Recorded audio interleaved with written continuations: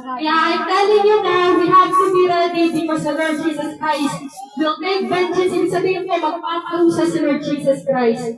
Wawasakin niya po ang tao matigas sa ulo.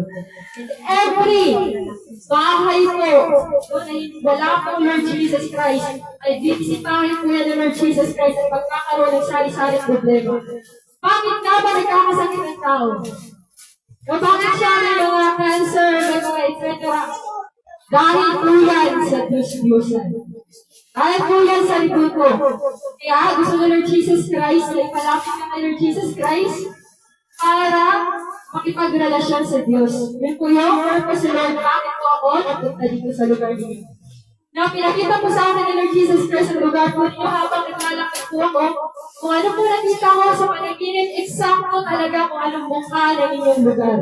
So 2024 po yun, 2025 na po tayo. Pag ilang balik ko na po ba dito? Pangatlo na po. Pangatlo na po, di ba? Pangatlo na yun. So, gusto na Lord Jesus Christ, ang sino bang makinig ay makinig. Ang may pandinig ay makinig. Kasi hindi po lahat ay talagang papasok sa Kanya. Hindi po lahat ay pinili na Lord Jesus Christ. Diba yung sinasabi sa lipa ng Lord na maraming tinatawag, maraming iniimbita, pero konti lang ang talagang pinili. So let's pray po. Pray from your heart dahil nakatingin po si Lord Jesus Christ. Holy Spirit of God, the Alpha, the Omega, the beginning and the end, the first and the last. Yeshua HaMashiach, Lord Jesus Christ. Maraming salamat sa araw na ito, Lord God, Holy Spirit. Maraming salamat, Lord Jesus Christ, sa buhay ng hirap, sa hangin. Maraming salamat, Lord, dahil wala pa ito, Lord Jesus Christ. Sa lahat na, Lord, hindi pa limited ang aming hininga, Lord Jesus Christ. Maraming salamat sa banal na Espiritu, Lord. Sa kalakasan, sa pagkain, sa lahat ng ibinigay sa amin, Lord Jesus Christ. And Lord, Holy Spirit, patawarin niyo po kami sa aming mga kasalanan, Lord, in words, thoughts, and actions. Inisin niyo po kami ng iyong banal na dugo, Lord Jesus Christ, na iyong inialay sa cross ng Golgotha, Lord God, Holy Spirit. Lord, kung may gusto ka pong baguhin sa amin, o tanggalin niyo na po, Lord Jesus Christ. And Lord, patawarin niyo po kami sa magnanasa ng laman na mas inuuna namin kesa sa iyo, Lord God, na nagbibigay buhay, nagbibigay kalakasan sa amin, Lord Jesus Christ, na nagbibigay hininga, Lord God, Holy Spirit. Lord, Yeshua HaMashiach, Lord Jesus Christ, panguna po kayo sa lahat na aking sasabihin, Lord, at ituhin ang mga puso, Lord, na gusto niyo pong ituhin at iligtas at gusto niyo pong iligtas. Nasa sa iyong kamay ang lahat dahil sabi niyo po, Lord Jesus Christ, kaawaan mo ang gusto mo maawaan ang hindi, Lord God, Holy Spirit. Palutin niyo po kami ng banal na dugo, Lord, at binawasak at pinaparalyze ko lahat ng gawa ng Diablo sa banal na dugo at pangalan ng Yeshua HaMashiach, Lord Jesus Christ. Tinatanggalan kita ng kapangyarihan, lakas at tapang sa talas, lahat ng gawa ng witchcraft, lahat ng gawa ng pangkukulam in the name of Jesus Christ, Yeshua HaMashiach. Binawasak ko kayo sa banal na dugo, Lord Jesus Christ. I speak healing and deliverance, lahat ng sakit, diabetes, high blood, Lord, lahat ng kasing sakit, opositor, asthma, kung ano man yan, in the name of Jesus Christ, I submit you in the name of Jesus Christ. At makaralyze ang ginatato sa banal. Doon sa plan in the name of Jesus Christ, Yeshua HaMashiach. To you alone be the glory and honor, power and might and victory and healing. In the name of Jesus Christ, I speak healing, strong, in the name of Jesus Christ, Yeshua HaMashiach. Amen. Ito. So, ito po yung binigay ni Lord Jesus Christ na mensahe po sa ito. Sa ating lahat ngayon, sabi niya, tinatawag ka ng Diyos para lumapit. So, tinatawag po tayo ng Lord Jesus Christ para po tayo ay magkaroon ng power, kapangyarihan, against sa lahat ng sakit ng katawan, kapangyarihan, against sa lahat ng mga pangkukulang, kapangyarihan, against sa lahat ng mga taong sumusumpa sa atin, kapangyarihan, against sa mga technique and tactic ni Satanas. So gusto na Lord Jesus Christ na ikaw isang pantiring mas spiritually at hindi ka lang Christian by name. So hindi mo lang sasabihin na kilala mo si Lord Jesus Christ, but you have a true relationship, no? May tunay kang relasyon sa Diyos. Dahil ang relasyon mo sa Diyos ang makakapagligtas sa iyo. Ang relasyon magdiputi sa Diyos ang makakapaghiwalay sa iyo. Kahit na nagkakasala tayo, hindi naman tayo perfect, matuto po tayo magsisi para po palagi tayong malinis. Ito yung sinasabi ng Lord sa Revelation po sa pahayag sa atin niya, na blessed daw ang tao palaging naglilinis sa kanyang sarili. Ibig sabihin, ginagamit ang banal na dugo ng Lord Jesus Christ para ikay malinisan at hindi ka hubad sa harapan ng Panginoon Jesus Christ. Kapag namatay ang isang tao, ito, tandaan po, kapag namatay ang isang tao na walang pagsisisi, siya po ay pinagdamit niyo. Kung walang pagsisisi, hindi ka makakapasok sa langit. So gusto ni Lord Jesus Christ, tinatawag po tayo ang boses ni Lord Jesus Christ is the voice of repentance. Ito po ay boses ng pagsisisi. Kapag tinatawag ka, pag narinig mo ang tinig ng Panginoon Jesus Christ, papaguhin ka powerfully, hindi mo na mamalayan. So kung ikaw ay may ngiti ng ulo, maggulat ka na lang, bakit ikaw ay hindi na may ngiti ng ulo. Kung ikaw ay palamura, papaguhin ka ng Espiritu ng Lord Jesus Christ. Hindi yan sinawa ng tao, hindi mo mababago ang iyong sarili. Hindi makakapagpabago ang tao sa kanyang sarili dahil kung kaya mo, baguhin ang iyong sarili, hindi na bababa ang Diyos para magpakamatay sa krus. Hindi na niya ipapadala ang kanyang Espiritu Santo. So gusto ni Lord Jesus Christ, sabi ni Lord, if today you hear His voice, harden not your heart, sabi ni Lord. Kung narinig mo ang tinig ng Panginoon Jesus Christ sa kanyang salita, ay huwag mong kanigasin ang iyong puso na katulad ng mga tao na namatay dahil sa kasalanan. So dahil sa kasalanan, nakapalayo ang tao. Pero kapag nagre-repent ka every day, ikaw ay malilinisan sa banal na dugo ni Lord Jesus Christ. Basahin po natin, ito po yung binigay ng Lord Jesus Christ. Matthew 22, verse 1 to 14. Muli nagsalita sa kanila si Jesus sa pamamagitan ng talinghaga. Kapag bulag ka, kapag ikaw ay may tenga pero hindi naman nakakarinig spiritually, kahit ano pang sabihin ng born-again Christian sa'yo na sabihan ka, magsisi ka, kung talikuran mo ang kasalanan at bumalik ka sa Panginoon, pero balik ka sa Panginoon Jesus Christ, kahit pa anong gagawin ng isang Christian para bumalik ka kay Lord Jesus Christ, kung hindi bubuksan ni Lord ang iyong mata, spiritual eyes na para makaintindi ka, bakit kaya sinasabihan ako ganyan? Bakit kaya sinasabihan ako ng relasyon? Ano ba yung relasyon? Relasyon means magdadasal ka palagi, magbabasa ka ng salita ni Lord Jesus Christ. Gusto mo siyang makilala, gusto mo makipagrelasyon sa Diyos. Yung relasyon mo na parang asawa mo siya. Asawa mo si Lord Jesus Christ. So yun,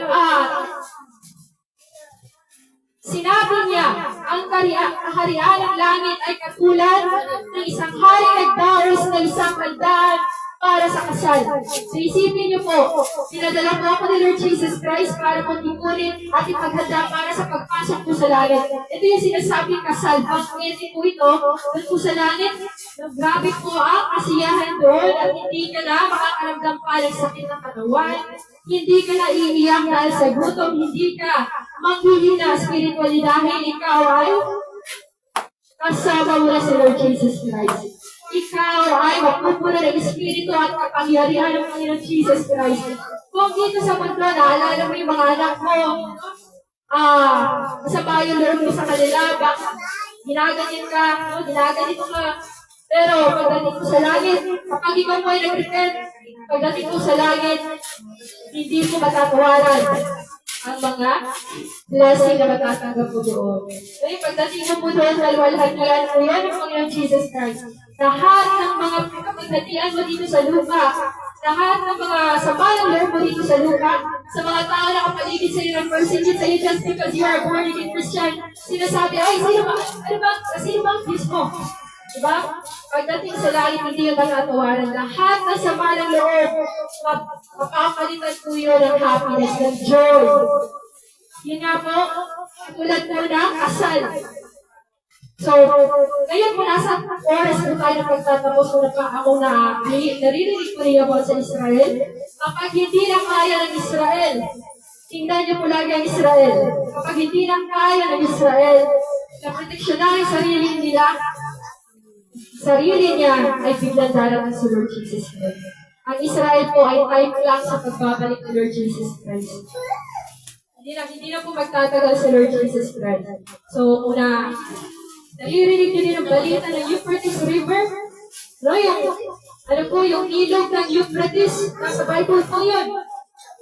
Kapag po yun nag-dry, ay sign po yun ng war. So, World War III. So, hindi na po yun talaga, hindi malayo ang World War III. Anytime pwede po yan nangyari. Kahit ngayon yan nangyari sa Israel, di ba po?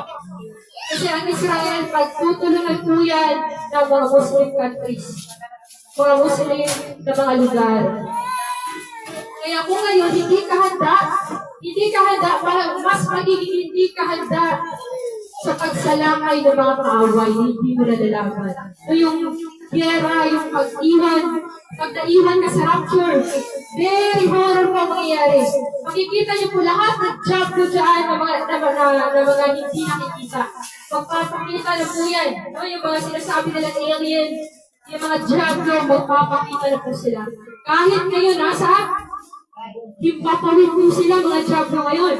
At nagdi-disguise po as ulap. Kasi ang anghel ko ay parang mga ulap. So kapag naririnig po sa Lord Jesus Christ, huwag mo na tawag dito, huwag mong baliwalain. No, pag narinig mo ang warning ni Lord Jesus Christ, it means you are a candidate sa langit.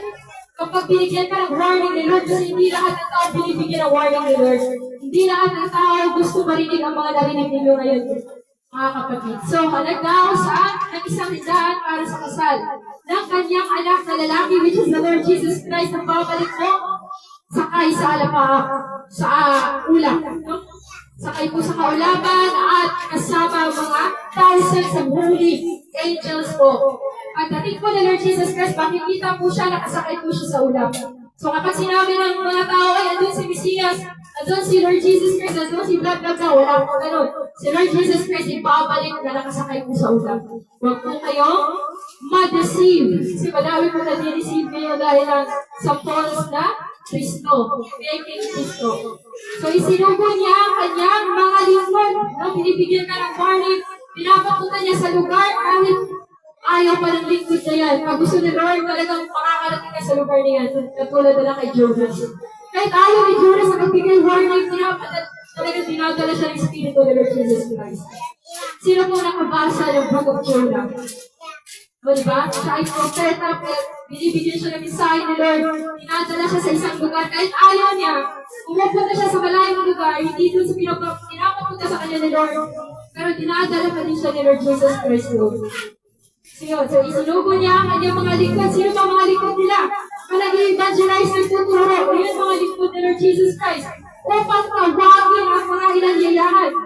So ngayon, inaanyayahan ni Lord Jesus Christ sa mga tao na pumasok sa langit. It's either you choose the blessing or you choose the curse. No? It's either daw na piliin mo ang supa o piliin mo ang biyaya na kaloob ng Lord Jesus Christ sa sangkatauhan. Ngunit ayaw nilang tumalong. Kapag sinabihan mo, my church, sa Sunday service tayo, ay busy ako, pupunta ako ng bukid, may kasal kami, may trabaho ako, malaki ang sahod ko, etc. Ibig sabihin, inuuna sa Lord Jesus Christ. Ay hindi, inuuna ang mundo. No, hindi sa Lord Jesus Christ. So ang mangyayari, si Lord na nagbigay sa iyo na hininga, si Lord na nagbigay sa iyo ng lakas, tas biglang pinawin ng Lord. Dahil mas inuuna mo ang kasal, trabaho, pera, bahay, paglilinis, etc. Pero kapag inuuna mo sa Lord Jesus Christ, lahat ng mga kailangan mo kahit hindi ka na gigising para madaling araw para magtrabaho, or aabutin ka ng madaling araw. Kapag ikaw ay pinipress ni Lord Jesus Christ, magugulat ka na lang ang pera mo hindi nauubos. Pero kapag hindi mo unahin si Lord Jesus Christ na nagbigay sa'yo ng lakas, anytime pwede kang malungkot. Anytime pwede kang tangkalan ng hininga ng Lord Jesus Christ, bigla ka na lang mabulag na. So if the Lord Jesus Christ ay nakakapagpabuhay ng tao, nakakapagpatay din siya. So do not just say na si Lord Jesus Christ ay love, or His love si Lord Jesus Christ, pero nag-execute siya ng punishment sa matigas ang ulo. Yung mga sakit is a form of parusa sa tao, matigas ang ulo. So isinugo niya ang kanyang mga lingkod upang tawagin sa marami ng mga lingkod-lingkod na hindi Diyos na Lord Jesus Christ. Kapag ang isang lingkod na namamahay-bahay at hindi Diyos si Lord Jesus Christ sa kanya, huwag mo siya papapasukin kasi ma-infect ang isip ka. Kapag tao sa kanya si Lord Jesus Christ, huwag mo siya papapasukin dahil ma-infect ang iyong isip. Pwede kang ilayo ni Satan kay Lord Jesus Christ. Imagine, ang Diyos na lumalalit at ang lupa na nakaupo sa trono sa kalangitan, na sinisilpihan ng mga billions of angels, thousands of holy angels, doon sa langit, bumabalak para magpakamatay. It's the name Jesus Christ na mag-judge, and it's the name Jesus Christ that will save. Walang ibang pangalan na binigay ang langit kundi sa pangalan ng Jesus Christ na tayo ay maliligtas. Huwag po kayong malinlang dahil ito ulit mga araw po, madami pong gumagaya kay Lord Jesus Christ.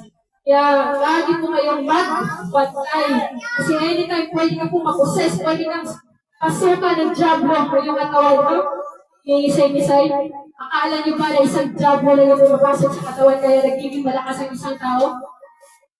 Ito, more than manyang batalyon ng mga demonic spirits. Kung hindi ka malakas, papasukan ka na diablo. Wala kang relasyon sa Diyos. Yan po yung nangyayari sa lugar kung saan binalita ng madami mga estudyante, mga bata ngayon, sinapian sila. So you have to be protected by the blood of Jesus Christ. Dahil ang blood ni Lord Jesus Christ, kapag ikaw ay nakabalot, kahit gusto pa ng kalaban na ima-aksidente ka sa daan, hindi ka ma-aksidente. Kahit gusto ka pang ganunin ng kalaban para lang wala ka sa sarili at ma-aksidente ka, hindi ang nangyayari sa'yo. Imagine, madami mga tao na masyadong malakas naman sila, tapos bigla na lang nanghihina. Kasi niyo ba po? Atake po yan ng diablo, hindi mo lang ikita. Dahil hindi ka protected, wala kang Lord Jesus Christ sa puso. Mas mahal mo si Maria kaysa sa nagpakamatay sa krus. No? Sabi nga ni Lord Jesus Christ sa Genesis, in the beginning was the Word. Sino pa ba yung Word? The Lord Jesus Christ. And the Word was with God. So ang Word ay God. And the Word was made flesh. Nagpakatao, naglakad-lakad sa mundo. Dinidespise at tinatawanan pag may nakikita ka. Jesus Christ! Ganun pa katindihan mga tao ngayon. Sabi nga ni Lord, sa huling mga araw, ang pagmamahal ng mga tao ay magiging manlalamig sila sa pagmamahal nila sa kanila. Kapag manlalamig ka, you're resident for Him.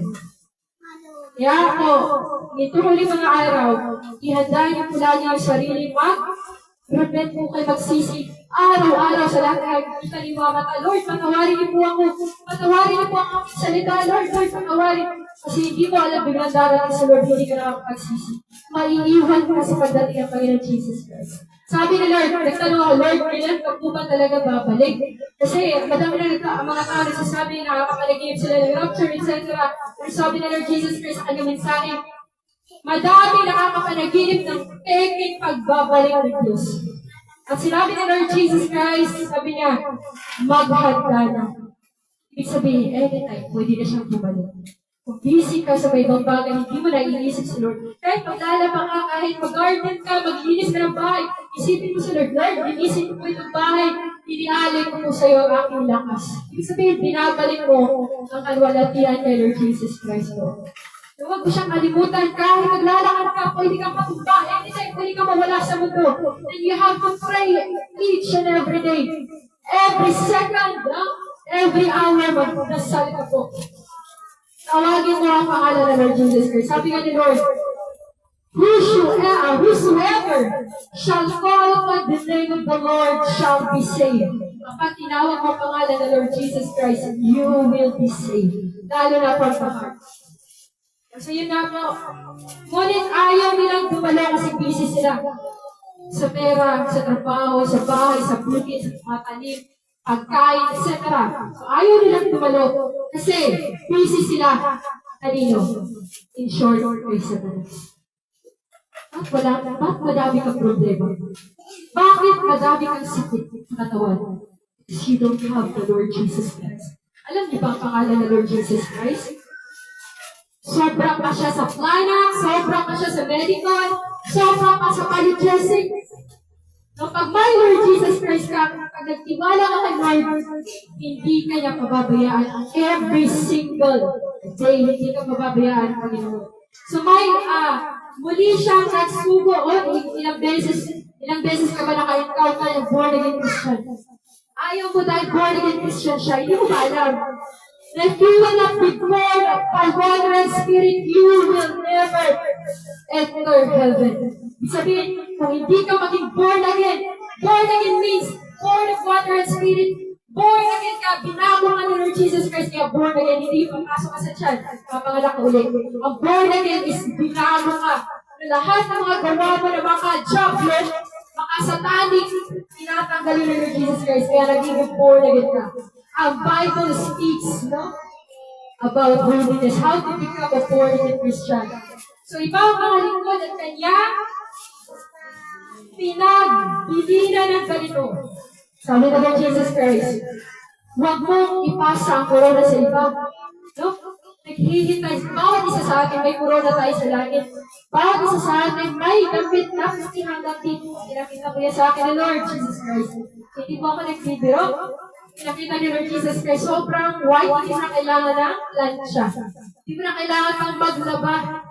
No water repellent, at wala ng wrinkles, no? Wala pong mga kung ano-ano, hindi maganda sa damit. So, sabihan ninyo sa mga inanyayahan ko na nakahanda na, ibig sabihin nakahanda na po ang langit, nakahanda na ang mga angels, nakahanda na po sila sa pagbabalik. At ang tanong, ikaw ba ay handa kayo kung babalik si Lord Jesus Christ? Sabi ni Lord, inahanyayahan ko na, nakahanda na ang mga pagkain, no? Kinatay na ang aking mga baka. Ibig sabihin, handa na po ang bangkete sa langit. Handa na ang lahat sa langit. Ang tao na lang. Marami nagsasabi, matagal nang sinabi na yun, babalik siya pero hindi na siya bumalik. Kasi hindi mo bumalik si Lord kasi pinagpapasensyahan tayo. Kasi pag bumalik siya, ay iiwan ka. Lahat ng horror. Imagine, sa pagbabalik na Lord Jesus Christ, kukunin niya ang kanyang espiritu. Lahat ng green na nakikita ko, mamamatay po yan. Kaya po yan nabubuhay dahil sa spirit ni Lord Jesus Christ. Kaya ka mahilig at because of the Spirit of God. Kaya ka nagmamahal, nag-aaral ka, kaya ka nagbibigay, kaya ka may happiness dahil sa Spirit ni Lord. Kung wala ang Spirit ni Lord, patayan kahit saan. So, hanggang ngayon, nagbibigay pa rin si Lord sa atin ng chance. So, ang pagkain ng hinandala ni Lord na, yun yung sinasabi na tayo ay mga princess, tayo ay mga prinsipe ng Panginoon Jesus Christ sa kaharian po niya. Next po tayo. So, at mga pinatabang buya at handa na ang lahat. So, sinabi po na Lord Jesus Christ, matagal na pong handa ang mga anghel. Matagal na pong handa lahat ng mga bahay mo sa langit, no? Kung talagang gusto mo mapunta ng langit. So sabi niya, ang lahat, sabi niya, handa na daw ang lahat, halina kayo, sabi niya. Naanyayahan na ang mga tao na pumasok sa kaharian ng Panginoon Jesus Christ. So gusto po ni Lord na tayo po ay mapunta langit. Kasi po, ang final judgment ay para po yan sa mga diablo, para kay Satan. So yun, sa halip, pinansin ang mga inanyayahan, hindi po pinansin, di ba? Si busy siya, busy ako sa trabaho, sa kasal, sa pera, busy sa bukirin, busy sa mga bagay na ipinigay ni Lord Jesus Christ. Kung wala kang Lord Jesus Christ, wala ka sa mundo. Diba? Sabi nga ni Lord, pag inuuna mo siya, lahat ng problema mo, mariresolbahin niya ni Lord Jesus Christ. Pero kung matigas ang ulo mo, mamamatay ka talaga sa sakit. Ngayon, malakas ka pa, yung mo. Binibigyan ka ng chance. At tulad ng pagpunta ko dito, pangalawang pagpunta ko po dito, no, pinapapunta po kami ni Lord Jesus Christ sa Albay, diba, sa Naga, nagpunta po kami doon. Ano po ginawa ni Lord Jesus Christ sa lugar ko dito? Binigyan ang 1 month po na chance para mag-repent. Pero hindi na pinig ang Albay. Nung nagsalita na po ako doon, nakaramdam po ako na nagalit si Lord. Pangalawa, bisita ko po yun. Dinala po ako sa Albay. pinuntahan ko namin yung ospital kasi nakaramdam ako na may gusto si Lord na iligtas sa ospital. Siguro naghihingalo, gusto ni Lord na papuntahan. Yung sinabi ko sa naka-in-charge, hindi na kahit mataas ka pa, sinabihan ko siya. Kahit maliit kami at simple, sasabihin ko sa iyo, sisingilin ka ni Lord Jesus Christ sa lahat ng kaluluwa na hinahadlangan mong makalapit sa Diyos. Kaya ang babae natakot siya, pinabal niya yung telepono. Yun. Diba, pagkatapos ko pong nakauwi na po ako after 1 month, pinarusahan ko ang people. Madami na namatay. Diba, madami po namatay. Kung saan po ako nakaposisyon may tubig. Kung saan po ako nakatayo. Diba, madami po namatay. Diba po? Sabi nga ni Lord Jesus Christ, ayaw niya ng laro. Hindi siya nakikipaglaro. At ayaw, mamamatay ka dahil sa iyong sariling nagagawa. Pero kapag nakakawagin mo ang Panginoon Jesus Christ at makikipagrelasyon ka, safe ka. Kasi apart kay Lord, wala rin bang magsisave sa tao.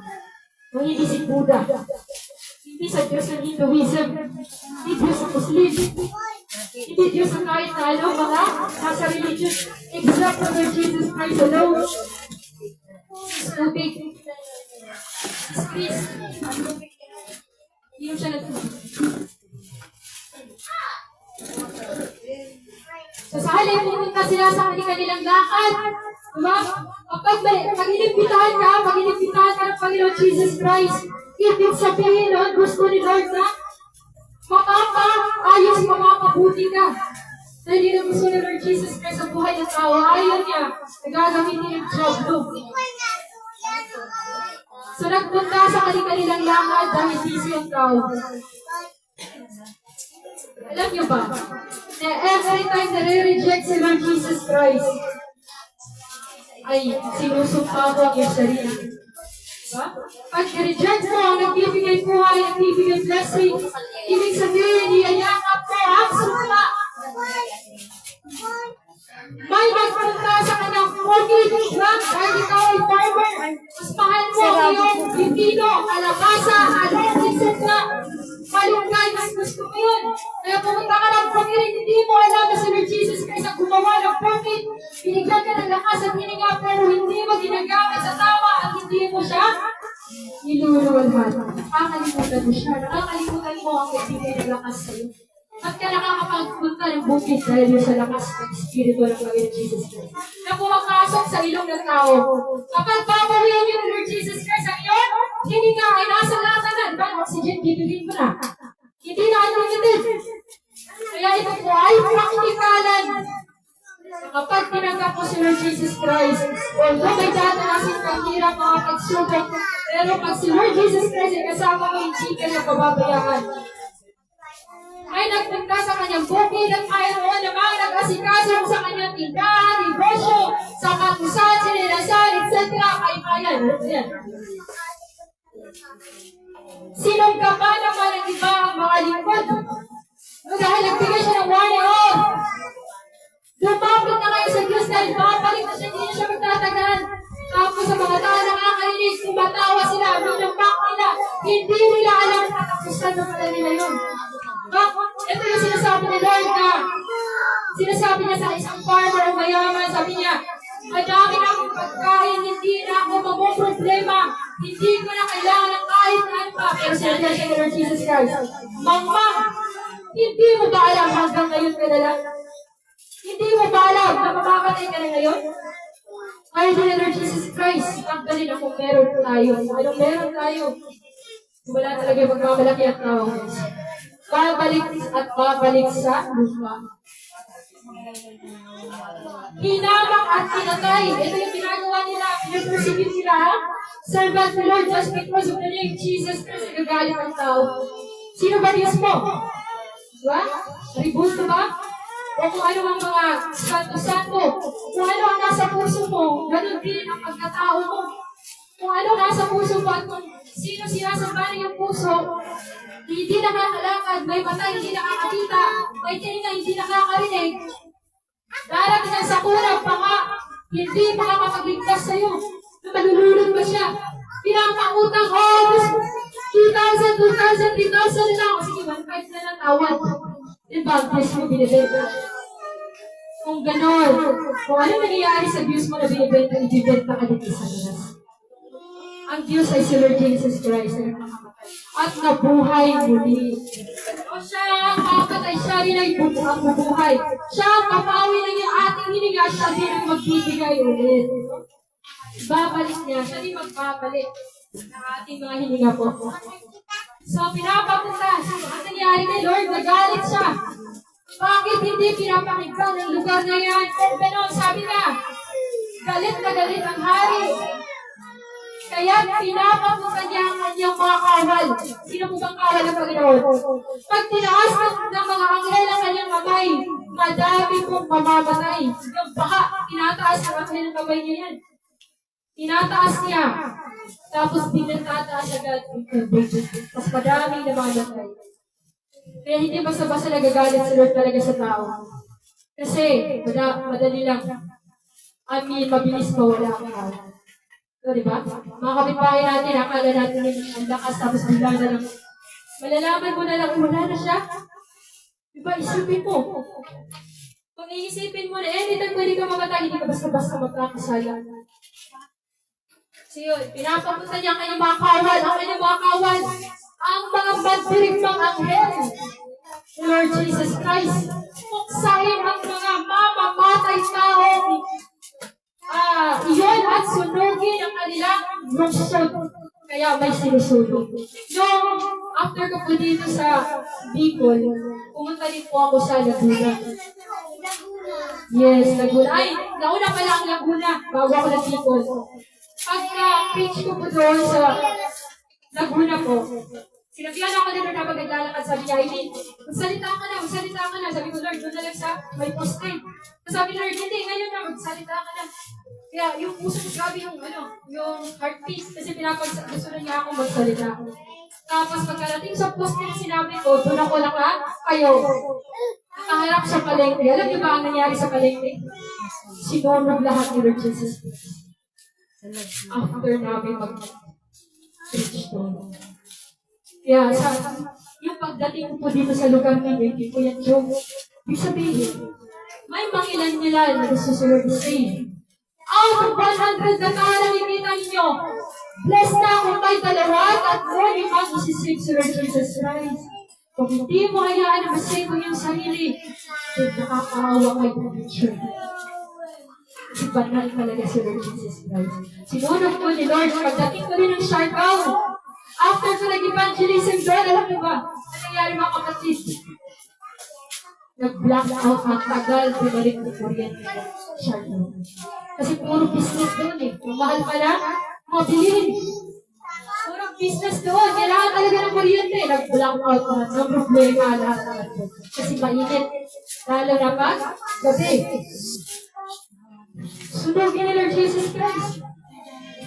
Ang kanilang lungsod pagkatapos sinabi niya sa kanyang mga lingkod, nakahanda na ang mga pagkain, ngunit hindi karapat-dapat ang mga Kristiyano nasa loob ng aking simbahan. At sinasabi ko pa tayo ng kanilang simbahan, pues ito gagawin mo, lumabas ka sa lansangan. Yung mga kriminal dyan, mga bulag, hindi, tawagin mo sila.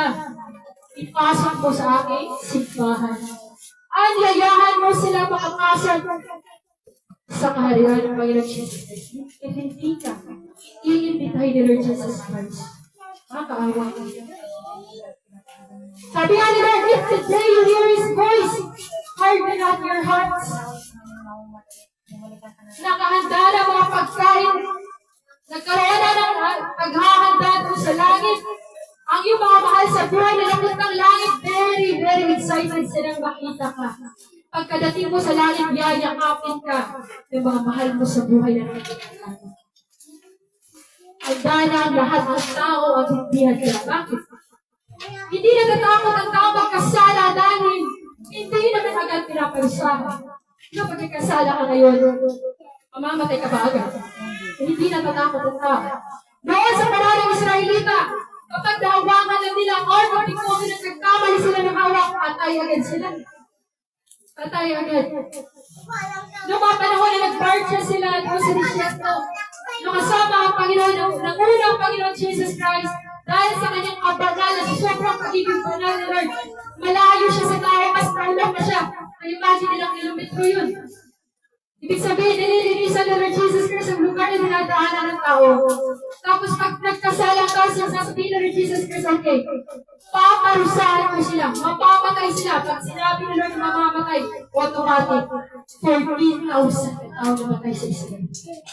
Imagine, nasa time of grace ka ngayon. Kapag sabihin mo, Lord, patawarin mo po ako. Pinapatawad ko ng Panginoon. Pero sa panahon ng Israelita, sasabihin, Lord, patawarin niyo po kami. Hindi pa nga sila nakakapagsabi patawarin. Patay na agad sila. Yan ang nagagawa ng grasya. Nasa panahon po tayo ng grasya. Dapat ang mga inaanad, yun nga, nakahanda ng mga pagkain ulit, hindi dapat ang mga feeling Christian, feeling banal, feeling holy, feeling righteous, self-righteous na pala. So madami mga Christian, sabi ni Lord, kahit Christian ka na, born again Christian ka pa, madami maiiwan sa rapture sa pagbalik ni Lord Jesus Christ. Madami sasabihan sa Lord Jesus Christ, depart from me, I never knew you. Hindi kita kilala, hanggang lumayas ka sa harapan ko. Yan po ang pangit na barinig mo sa isang Diyos. Napapapuri mo ka, anak, puri sa iyo. Sasabihin ka, hindi kita kilala. Lumayas ka sa harapan ko. Preach ka, evangelize ka. No? Yumaman ka sa tithes. Samantalang madaming mga nangangailangan ka sa tithes ka yan. Tapos yumaman ka. Bumili ka pa ng jet plane. No, madaming yumaman mo. Kung pumunta kayo sa mga pangunahing lansangan sa mga street na yan, lansangan.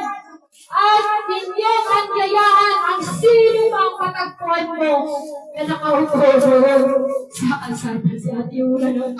Pagdaan ko doon si Ate yung muna yung anak ko. Siya yung muna nakita ko. Balik ka na tayo. Kaya ko na sabi niya, good morning sister. Lord bless your heart. Sinaglansaran ang mga lingkod. Pumunta na sa lansangan ng mga lingkod. At isinama nila ang lahat ng kanilang natagpuan.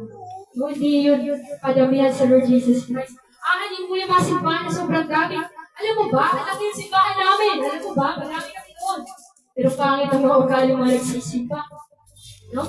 Chismosa! Ano ba? Palaaway! Tinitignan damit mo, maganda pa yung damit mo, hindi.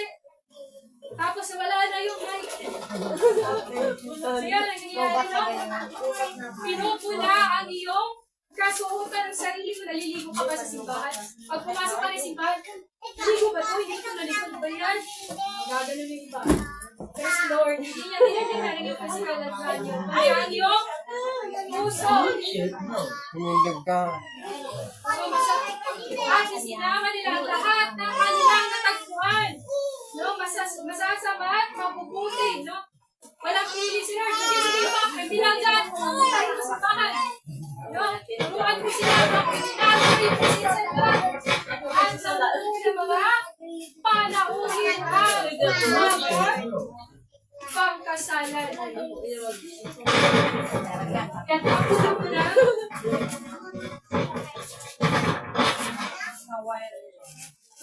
Napuno. Pero, ba't ito sis? Yan, charge ba yan sis? Bale? Okay. So, napuno ko na, panauhin ang bulwad ng kasalan. No? Ito po yung last verse ha. Sa mga inaantok, huwag kayo antukin. Pumasok ang hari upang hindi na nakita. Tingnan ang mga panauhin. Nakita niya ang isang taong hindi nakadamit pang kasalan. Yung hypocrite, hindi ka nagpapakatotoo. I-reject ka din ni Lord Jesus Christ. Alam niyo ba yung Parisiyo na nagbigay ng mga, nagbigay ng tithes? Sabi niya, Lord, nagpapasalamat ako kasi hindi ako katulad niya, Lord. Magnanakaw to, rapist, criminal, etc. Tapos ang criminal, Lord, ang laki ng kasalanan ko sa'yo, patawarin mo ko. Alam niyo ba kung sino yung tinatawad ng Lord Jesus Christ? Ay, yung ano pala, hindi pala yung nag-tides, kundi nagdasal. Nag-fasting daw siya, nag-fasting ako, Lord. Ganito, ganyan. Tapos yung criminal, patawarin niyo po ako, Lord. Mas pinatawad ni Lord ang criminal. Ibig sabihin, kung kaya patawarin ni Lord ang isang criminal, ikaw pa kaya? No? Na mahal ni Lord Jesus Christ. Hindi nakadamit pang kasalan. Ibig sabihin, hindi na bago ang ugali. Uy, Christian ka, ilang years ka na sa simbahan, born again Christian ka. Ilang years ka na pabalik-balik, tapos nakikita ka ng iyong kapitbahay. Ano ba yan? Bubulo na ako. Ikaw ay chismusa. Diba? Hindi ang mga gustong maging born again Christian, ayaw na nila maging born again dahil hindi ka gulit sa protocol. Ikaw lang ay ang iyong born again Christian sa pangalan lang. Pero hindi ka tunay. Diba ganyan sa mga religion? Hindi ka tunay na Katoliko, hindi ka tunay na Buddhism. Ano ka ba yung lukewarm? Sabi niya, tinanong niya ito, kaibigan, bakit ka pumasok dito na hindi man lang nabago ang iyong ugali? Diba? Sabi ni Lord, nakasuot ng damit pang kasalan na bakit ka ma-pride? Arrogance, envy, bitterness, jealousy, no? Masyado ka sinuso. Bawas-bawasan mo. Selos, parang cancer. Papatay sa iyo. So, tinanong niya ito. Yun yung sinabi niya. Hindi nakasagot ang tao kaya sinabi ng hari sa mga lingkod, talinanin niyo siya at ulog sa impyerno. Diba? Talinanin niyo siya, ninyo ang kanyang kamay at paa at itapon siya sa kadiliman which is the impyerno. Sa labas do'y mananangis siya at magngangalit ang kanyang diba? Yan po ang impyerno. Wala pong pahinga doon. Mararamdaman mo ang sakit. At pagkatapos ito, sinabi ni Jesus, marami ang tinawag na kapitbahay, pero kayo lang ang pinili. Yun. Yun po yung last verse, kakaunti So yun, maraming salamat po sa pakikinig.